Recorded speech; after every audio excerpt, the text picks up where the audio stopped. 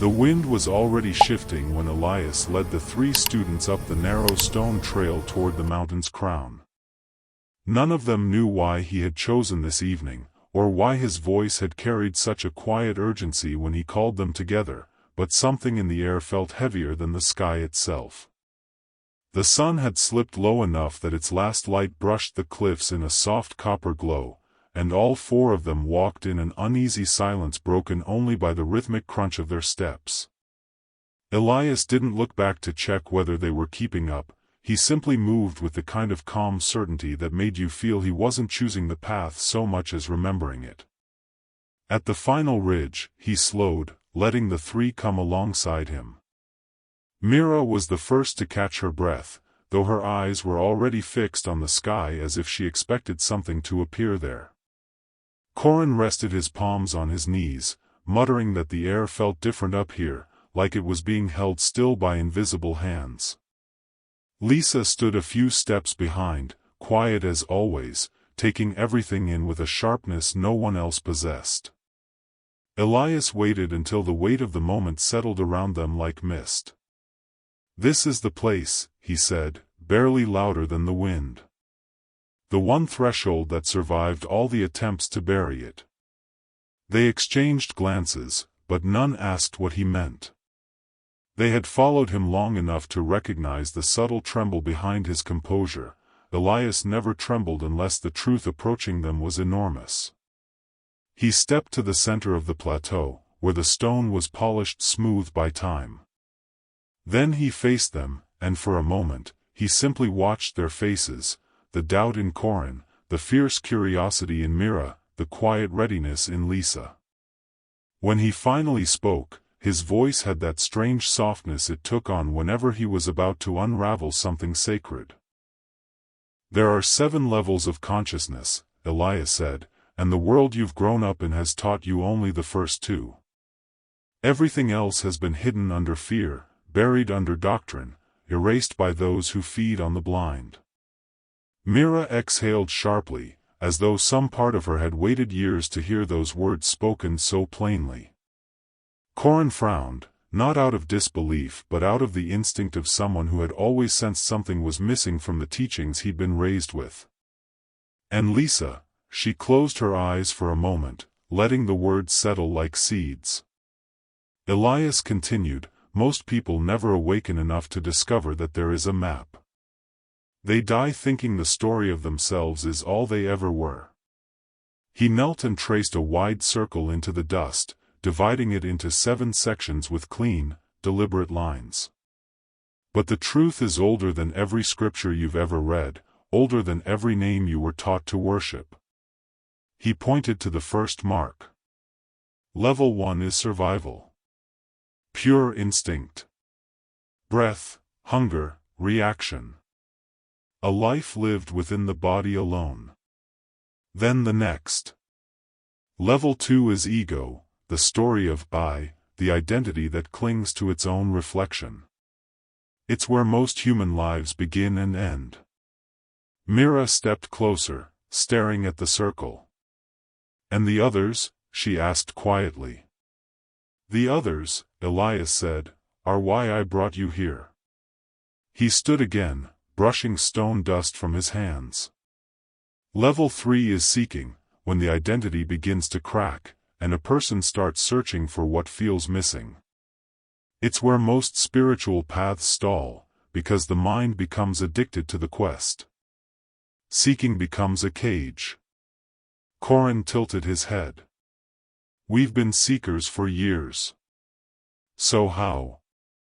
"You're no longer satisfied with seeking," Elias interrupted gently. "And that dissatisfaction is the doorway." The wind picked up again, bending the dry grass at the edges of the plateau. Elias's voice seemed to flow with it, softer but carrying deeper.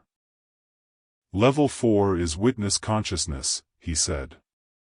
"It's what happens when you stop chasing answers and begin noticing the one who is asking the questions. It's a shift not in knowledge, but in identity. And it changes everything." He looked at each of them, one by one, as if he already knew which of them was closest to the edge of that realization. "You three are ready," he said. "Whether you realize it or not." Lisa opened her eyes, and for the first time since they arrived, she spoke. "Ready for what?" "To see the architecture behind your experience," Elias said. "To see the truth that has been hidden by those who would prefer you remain distracted, running in circles inside the maze they designed." Mira stiffened. "You mean, something is keeping people from rising?" "Yes," Elias said simply. "There are forces, old, subtle, and clever, who feed on the frequencies of confusion and longing.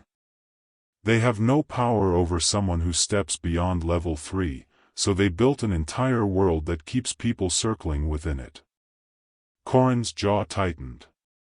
"And we almost stayed there." "You almost did," Elias agreed, his gaze softening. "But your restlessness saved you. That sense that your teachers were repeating themselves. That the books you read were all saying the same thing. That the practices you mastered never brought you closer to what you were truly seeking." He paused, letting silence answer the question none of them dared to ask. Were we meant to see this? Were we chosen? But Elias wasn't interested in chosen ones. His voice was steady, unromantic, almost matter-of-fact. "You're here not because you were chosen," he said, "but because you listened. Most people ignore the pull when it comes." The sun dipped another inch, painting the plateau with long, gold shadows. Elias turned toward the far horizon. "Before we go further, I need you to understand something. The moment you step into level 4, truly step in, your life won't feel like a continuation of the one you've lived. It will feel like the start of something completely different. And once you see from that height, you cannot unsee." Mira swallowed. "What happens to us after that?" "You begin the real climb," Elias said. "Toward unity, toward memory, toward the place where your soul was born before this world ever existed."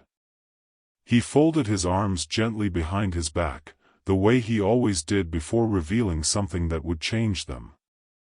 "Tonight, I will show you the 7 levels, not as myth, not as metaphor, but as the structure of the consciousness you're already inhabiting." Corin exhaled slowly. "So this is why you brought us here?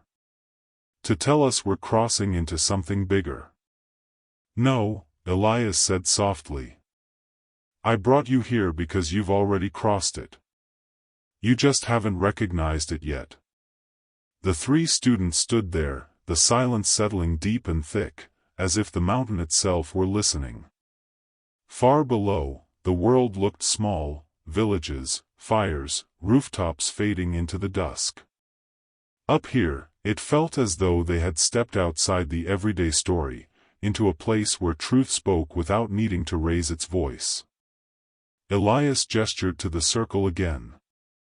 "There is far more beyond this map," he whispered. "But this is where we begin." The wind shifted once more, colder this time, almost reverent. Something in Myra's chest tightened. Corin felt the hair on his arms lift. Lisa's breath deepened into stillness. All 3 of them sensed it at the same time. The teaching had begun. And there would be no turning back.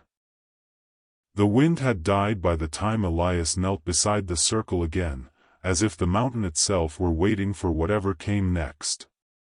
The sky was deepening into a violet-blue twilight, and the silence around them felt thicker than the air, so thick it seemed to muffle even their breathing. Mira stepped closer, unable to resist the pull of that silence. Corin and Lisa followed more slowly, their eyes fixed on the lines Elias had drawn. He tapped gently on the segment marked as the threshold. "This," he said, "is the point where nearly everyone turns back, not because they lack intelligence, or discipline, or courage, but because they never recognize the trap. Corin folded his arms. The trap of seeking? The most beautifully crafted trap in existence, Elias said. It looks like progress. It feels like awakening. It convinces you you're moving upward while keeping you spinning in the same circle. He looked at each of them carefully, as though measuring whether they were truly ready for what came next. You escaped it without knowing how close you were to staying. Mira frowned. But how? We've been reading, studying, practicing, doing everything we thought we were supposed to do. How was any of that a trap? Elias did not scold her. Instead, he gestured to the wide horizon beyond the cliff. Seeking is helpful only until the moment it becomes your identity. At level 3, the mind becomes addicted to searching. It convinces you that every new concept, every new technique, every new teacher will give you the missing piece. And as long as you keep searching, you never stop to realize that the seeker itself is the illusion. Lisa whispered, almost to herself, so we weren't actually seeking truth. We were feeding the seeking. Elias turned toward her with a soft smile. Exactly. The moment you felt restless with it, the moment the books began repeating themselves, the practices lost their shine, and the teachings felt hollow, that was not a failure. It was the first sign of awakening into level 4. Corin rubbed the back of his neck, thinking. So level 4 is, what? Quiet? Not quiet, Elias said, but clear. He placed a hand on his chest, not in a dramatic gesture but in a way that felt profoundly grounded. Level 4 is witness consciousness. You stop being the voice in your mind and start being the awareness hearing it. You stop being the emotion and become the space in which it rises and falls. You stop being the seeker and start being the one who sees the seeker. He let the words linger in the air long enough for them to settle into the hidden places within his students. Then he continued in a softer voice. This shift doesn't require years of training. It doesn't require mastery.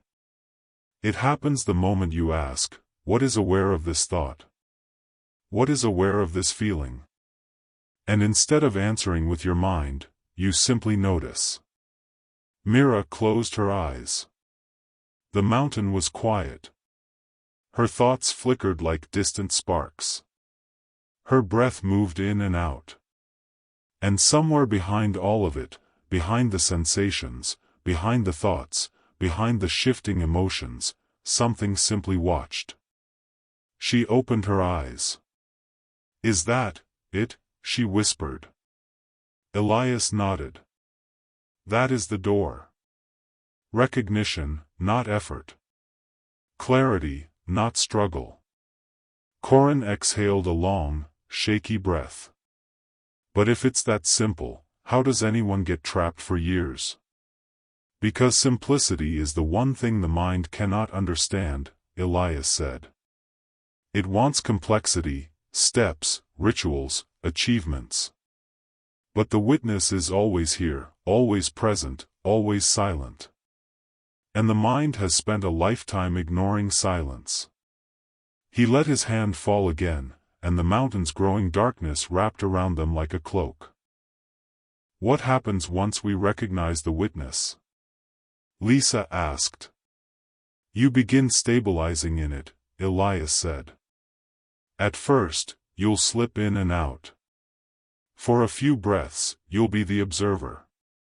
Then suddenly you'll be lost again, caught in a thought, a story, an emotion. But each time you remember, each time you return to the witness, the identification weakens. The shift deepens. The clarity strengthens. Mira looked down at the circle. And once we stabilize in level 4, then level 5 becomes visible, Elias said. Not as an idea, but as a lived perception. You begin to notice that the awareness looking out through your eyes is the same awareness looking out through everyone else's. Not similar. The same. One field appearing through many openings. Corin scratched his head. So you're saying, everyone is the same consciousness wearing different faces? Exactly, Elias replied. Level 5 is unity consciousness. The beginning of the dissolving of separation. When you reach it, you don't love others, you recognize them as you. Lisa closed her eyes again, as if trying to imagine it. And level 6, she asked quietly. Level 6, Elias said, is when you remember your origin. Not as a philosophy, but as a direct knowing. You remember you came from something vast, something whole, and you volunteered to enter this realm. You remember your purpose. Your mission. Your identity as a fragment of the infinite. Mira shivered. And level 7? Level 7 is the collapse of the final illusion, Elias said. The moment when the fragment remembers it is not a piece of the infinite, it is the infinite appearing as a fragment. The entire paradox dissolves. He stood again and brushed dust off his clothes. But none of that will make sense until level 4 stabilizes. Everything above it begins there. For a while, no one spoke. The air had grown colder, but it wasn't discomfort they felt, it was an odd, expanding clarity, like the world around them had shifted slightly out of the familiar shape it had always worn. Finally, Corin asked, so what do we do now? Practice recognizing the witness, Elias said. Not through force. Through noticing. Every time a thought arises, ask what is aware of it. Every time emotion grips you, ask what is noticing it. Not with the intention of escaping the emotion, but to see that you were never trapped inside it. He stepped back from the circle as the last light faded behind the mountain ridge. And when the witness becomes your home, the rest will unfold by itself. Unity will appear. Memory will return. The infinite will begin to recognize itself through your eyes. The three students stood still as night settled around them, each lost in a quiet transformation that felt both frightening and gentle. The mountain no longer felt like stone and wind. It felt like a threshold, one that none of them could cross backward again. Elias gave them a soft, knowing nod. You've already begun, he said. And deep inside, they knew he was right. Night settled over the mountain like a velvet curtain, and for a while none of them spoke. The silence wasn't empty anymore, it pulsed, alive, carrying a subtle awareness that seemed to breathe with them. Mira sat on the ground, palms open on her knees, as if something within her was unfolding in slow, deliberate petals. Corin paced a few steps before stopping again and again, as though trying to decide whether he was pacing away from something or toward it. Lisa stood near the cliff's edge, eyes half closed, letting the cool night air wash across her face. Elias watched them with the calm patience of someone who had guided others to this threshold many times before, but never with a group quite like these three. He stepped beside Lisa first. "You're feeling it, aren't you?" he asked softly. She nodded without opening her eyes. "It's like, the world feels thinner. As if I could reach a hand through it and touch whatever's behind it." "You're brushing against level 5, Elias said. "It starts as an intuition, that the boundaries you thought were solid are more like reflections on the surface of water. Touch them, and they ripple." Corin overheard and shook his head with a laugh that wasn't quite laughter. "I don't know what I'm brushing against, but it feels like my whole life is one long conversation I wasn't actually present for." Elias smiled gently. "That's because you were living as the story, not the storyteller." Level 4 begins breaking that illusion. You start seeing your life from a higher vantage point, as if you were reading it instead of inhabiting it. Corin's voice softened. Then what's level 5 really like? Elias knelt and drew another circle beside the first, this one smaller, more intricate. Unity consciousness, he said. Not as a belief, but as perception. You'll look at another person and feel the unmistakable truth that they are you, another expression of the same awareness. Mira turned toward him. But wouldn't that make personal relationships strange? If everyone is me, then what's the point of anything? Elias shook his head slowly. Unity doesn't erase individuality.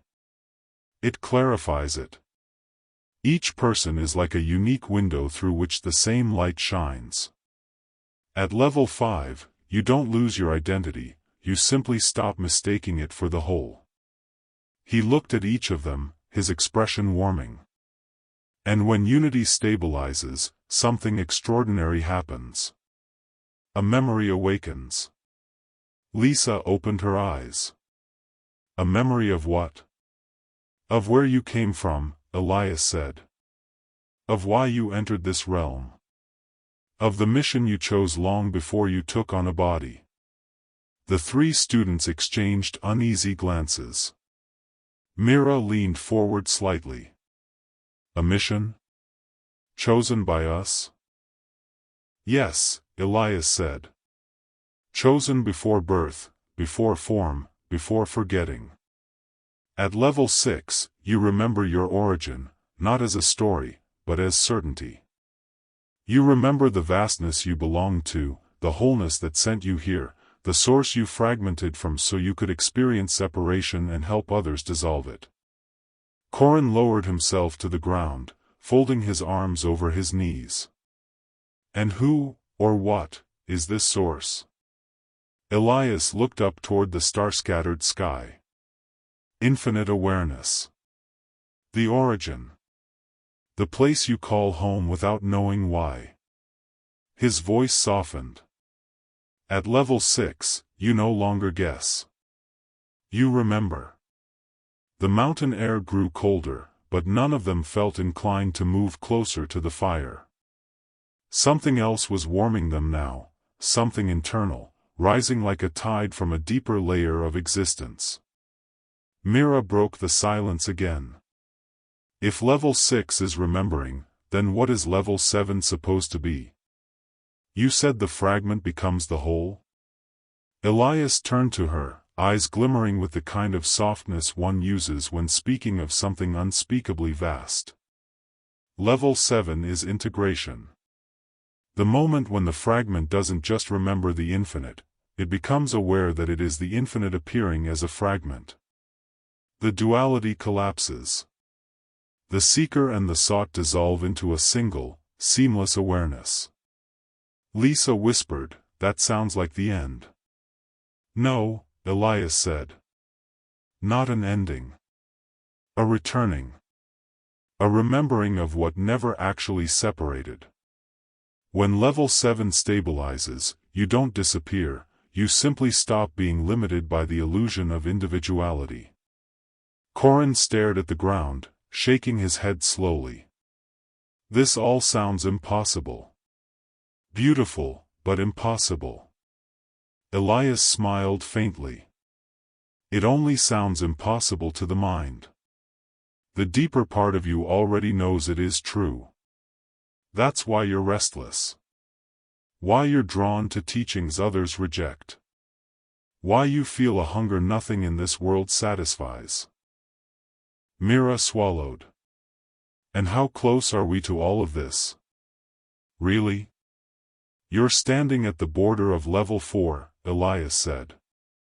Once you stabilize there, the climb accelerates. Level 5 will come naturally. Level 6 will come quietly. And level 7 will arrive like a sunrise, slow at first, then suddenly everywhere. Lisa stepped toward him. What happens after level 7? What happens when someone becomes infinite. Elias looked out over the valley, where the faint shimmer of town lights rested like a scattering of sparks. You return, he said. Not as a lost fragment seeking home, but as the source remembering its own dream. And once you reach that state, you no longer reincarnate by force. You choose. You stay only if the mission continues. And ours? Mira asked softly. What is our mission? Elias turned back to them, and for the first time that evening, there was something fierce and luminous in his eyes, something that made the night itself seem to pull closer to listen. Your mission, he said, is to awaken the others. The ones still trapped in the seeking. The ones who almost reached this mountain but turned back toward familiarity. You are fragments of the infinite sent here to remind others what they are. The air trembled, not from wind, but from something subtler, a kind of truth that resonated through the space between their breaths. Corin spoke barely above a whisper. And if we fail? You can't, Elias said. Once a fragment begins climbing past level 3, the source pulls it upward. The only choice is how gracefully or painfully the climb unfolds. Mira felt her throat tighten. So what happens now? Elias stepped toward the center of the plateau, motioning for them to follow. Now, he said gently, you breathe. You observe. You recognize. You let the witness reveal itself fully. The rest will follow. As the 3 students joined him, the stars above seemed to pulse more brightly, as though the sky itself were acknowledging the moment. A strange stillness washed over them, not silence, but recognition. A sense that something ancient had just awakened in each of them. The mountain no longer felt like stone beneath their feet. It felt like a doorway. And as the witness within them grew clearer, they felt themselves stepping, not upward, not forward, but inward, toward the place where the infinite waited patiently, ready to welcome its fragments home. There's a moment, after teachings like these settle into the quiet corners of your mind, when everything feels a little different, clearer, softer, almost as if the world is pausing with you. If you're feeling that right now, take it as a sign that something inside you has already begun to shift. Not through force, not through effort, but through recognition. The path we walked through tonight wasn't meant to impress you or overwhelm you, it was meant to remind you of something you've always felt but never fully named, that the awareness reading these words is older than your story, wiser than your fears, and far more expansive than the personality you've spent your life identifying with. The climb through the 7 levels isn't about earning enlightenment or achieving spiritual milestones. It's about letting go of the noise long enough for the truth underneath to breathe. Whether you're dissolving the seeker at level 4, recognizing unity at level 5, remembering your origin at level 6, or touching the infinite at level 7, each step is simply a return to what you already are. Nothing new is added. Nothing old is taken away. The layers just grow thinner, and the light grows easier to see. If this story resonated with you, if even a small part of it felt like a forgotten memory stirring awake, then trust that feeling. It means you're already climbing. And climbs like this are never done alone. If you want more journeys like this, more explorations into consciousness, symbolism, mysticism, and the deep architecture of reality, consider supporting this channel. Subscribe to stay connected to future teachings, like the video if it helped open something within you, and share it with someone who might be standing at their own threshold right now. Every small action helps the message reach another fragment waking up.